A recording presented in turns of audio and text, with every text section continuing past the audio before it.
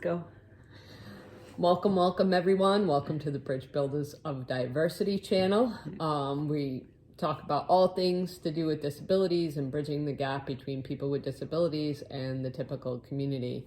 I'm Sherry. I'm a mother of a child with Down syndrome, and this is Roberta. I am a special education teacher, and together we are building a platform of understanding for the typical world and people with disabilities so that we can live together and enjoy each other. Yes, harmoniously. I love it. Today, we want to talk about a very serious issue.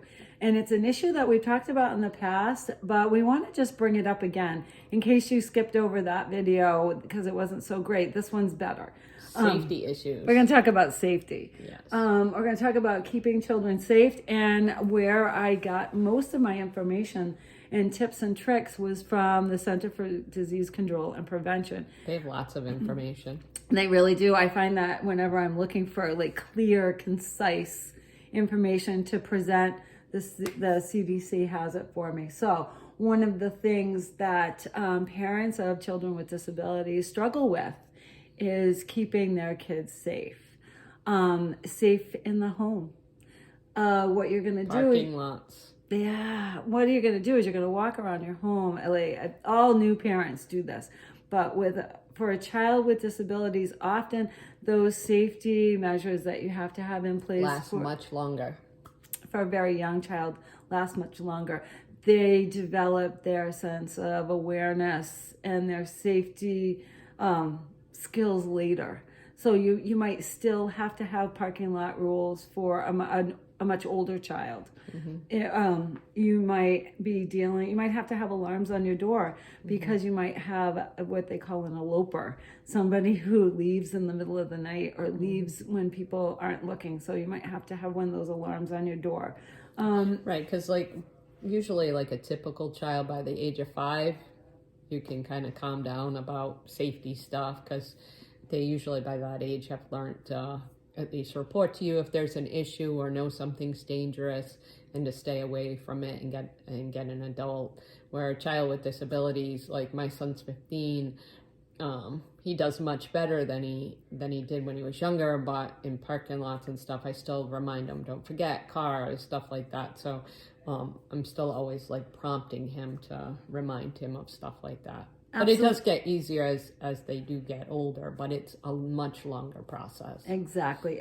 And another one of the things that you need to be aware of are things around your house.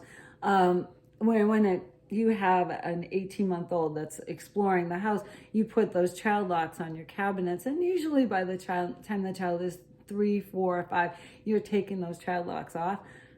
For a child with developmental disabilities or cognitive impairments or autism, you're going to keep those child locks on longer because they have less impulse control. They might be exploring later. Right. They may have been working on a different part of their development during that time when they would be exploring their environment, and now at 5 or 6 they're just exploring their environment. So you're probably gonna keep those child locks on your cupboards longer.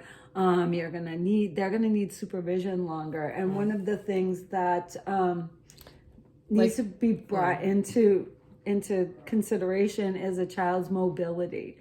Do they have mobility issues? Are you going to have to block off the stairs longer than normal? My son couldn't handle stairs completely on his own till he was 9.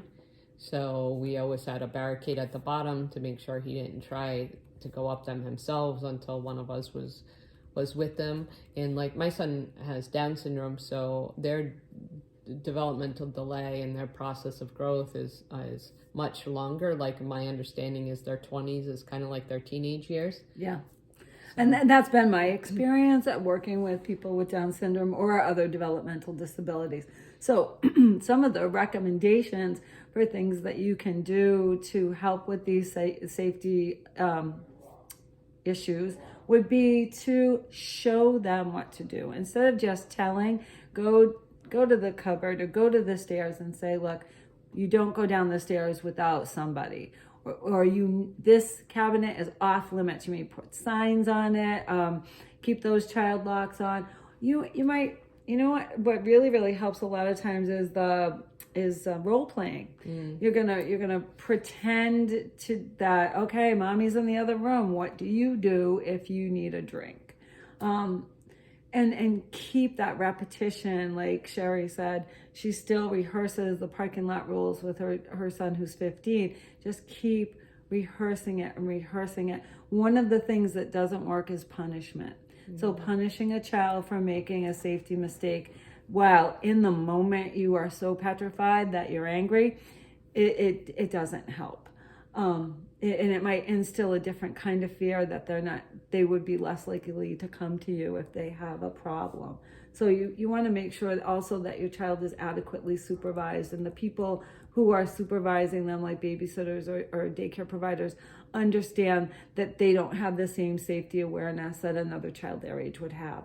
Yeah, that's very important to let other caregivers know that. Super important. Absolutely. I just want to make sure that We cover everything. I think we did. Super. One of the things that you really want to do is just stay vigilant, and stay calm. Did we just? that was great. Stay vigilant. Be aware, but also stay calm and try to handle things in a matter-of-fact way. I know it sounds like we're asking you to do the opposite things at the same time. We kind of are opposites. We're exact opposites. But together, we are building bridges for the disabled community in the typical world. Absolutely. And don't forget to like, share, and subscribe to our channel if you like our content. And don't forget to comment if you'd like to, any topics on disabilities, we're more than welcome, or any issues related to disabilities, that's what we cover. All right, and we'd love to just hear from you, period. So absolutely, we appreciate you. Push all the buttons, and we'll see you next time. See you next time. All right, bye-bye. We can stop.